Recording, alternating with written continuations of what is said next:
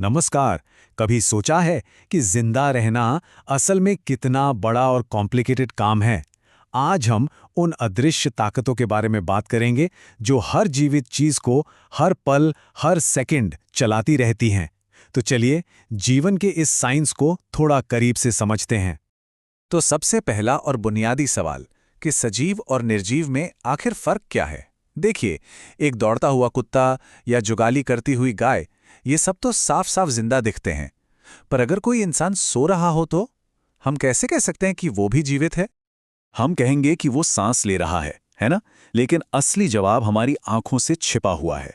ये छिपा है मॉलिक्यूलर लेवल पर होने वाली हलचल में।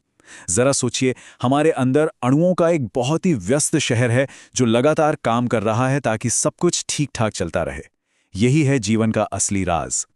तो आज की हमारी चर्चा कुछ इस तरह आगे बढ़ेगी। हम जीवन की पहेली से शुरू करेंगे, फिर इसके लिए फ्यूल यानी पोषण को समझेंगे। फिर उस फ्यूल से एनर्जी कैसे बनती है यानी श्वसन। फिर ये एनर्जी सब जगह पहुंचती कैसे है यानी परिवहन। और फिर वेस्ट मैनेजमेंट यानी उत्सर्जन। और आखिर में देखेंगे कि ये सब मिलकर जीवन की एक खूबसूरत धुन कैसे बनाते हैं। तो चलिए शुरू करते हैं पहले हिस्से से, जीवन की पहेली। हमारा शरीर एक ऐसी मशीन की तरह है जिसे लगातार मेंटेनेंस की जरूरत पड़ती है। हमारा पर्यावरण, हमारा माहौल इसे लगातार तोड़ता रहता है और जिंदा रहने के लिए हमें लगातार खुद की मरम्मत करनी पड़ती है। और पता है, ये काम एक सेकंड के लिए भी नहीं रुकता।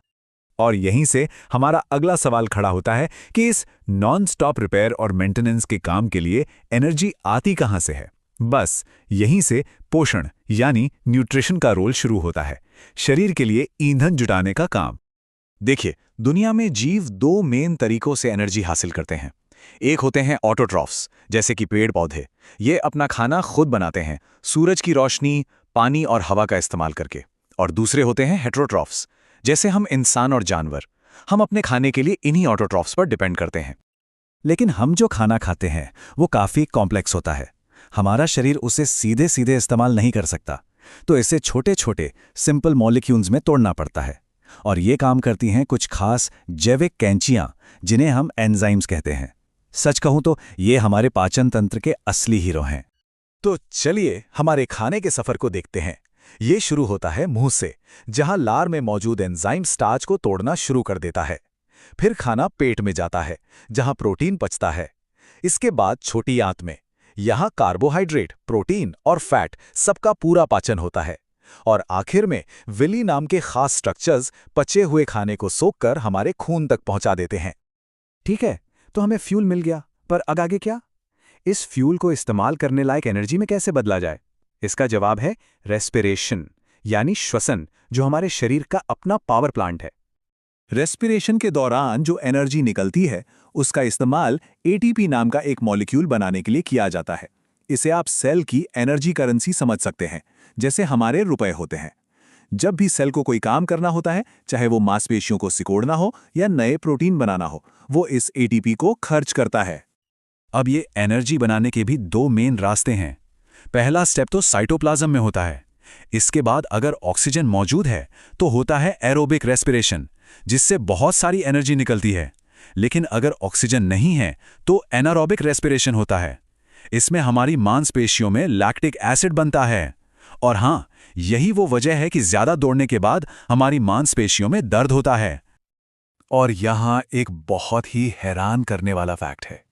हमारे फेफड़ों में गैसों के एक्सचेंज के लिए जो लाखों छोटी छोटी थैलियां होती हैं, अगर उन्हें फैला दिया जाए तो वो करीब 80 वर्ग मीटर की जगह घेर लेंगी।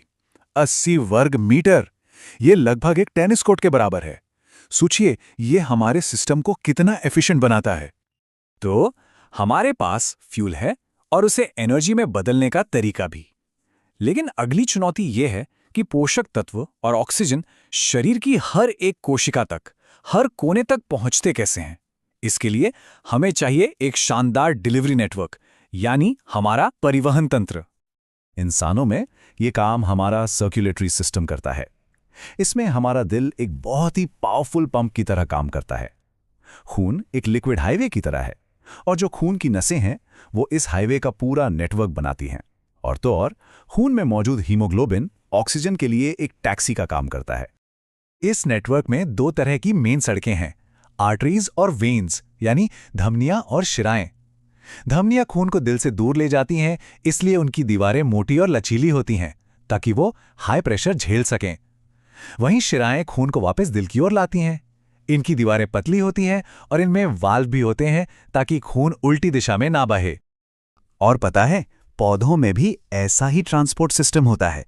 जाइलम एक पाइपलाइन की तरह है जो जड़ों से पानी और मिनरल्स को ऊपर पौधे के बाकी हिस्सों तक पहुंचाता है, और फ्लोएम एक डिलीवरी सर्विस की तरह है जो पत्तियों में बने खाने को पौधे के हर हिस्से तक पहुंचाता है।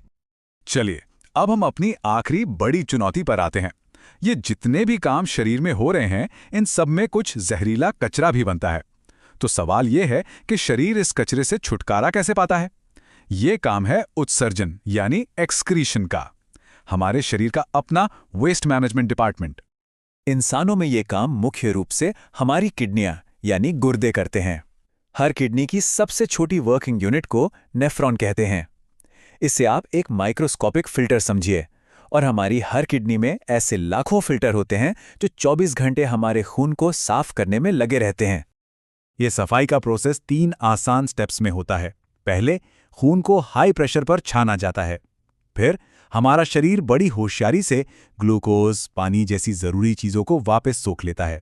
और आखिर में जो कुछ बचता है, यानी यूरिया जैसा कचरा, वो यूरिन के रूप में शरीर से बाहर निकाल दिया जाता है। और अब हम पहुंच गए हैं अपने सफर के अंतिम पड़ाव पर, जीवन की सिम्फनी। यहां हम देखेंगे कि कैसे ये सभी अलग अलग प्रक्रियाएं एक साथ मिलकर एक खूबसूरत तालमेज बनाती हैं। तो हमने जीवन को चलाने वाले 4 मेन पिलर्स को देखा है। पोषण, जो फ्यूल लाता है, श्वसन, जो फ्यूल को एनर्जी में बदलता है, परिवहन, जो हर सेल तक सप्लाई पहुंचाता है, और उत्सर्जन, जो कचरे को साफ करता है। ये सारी प्रक्रियाएं वो अनदेखी सिम्फनी हैं जो हर पल, हर एक पल जीवन को मुमकिन बनाती हैं। अगली बार जब एक गहरी सांस लें तो उस कमाल के अंदरूनी ऑर्केस्ट्रा के बारे में जरूर सोचिएगा जो आपके अंदर लगातार बज रहा है और आपको जिंदा रख रहा है।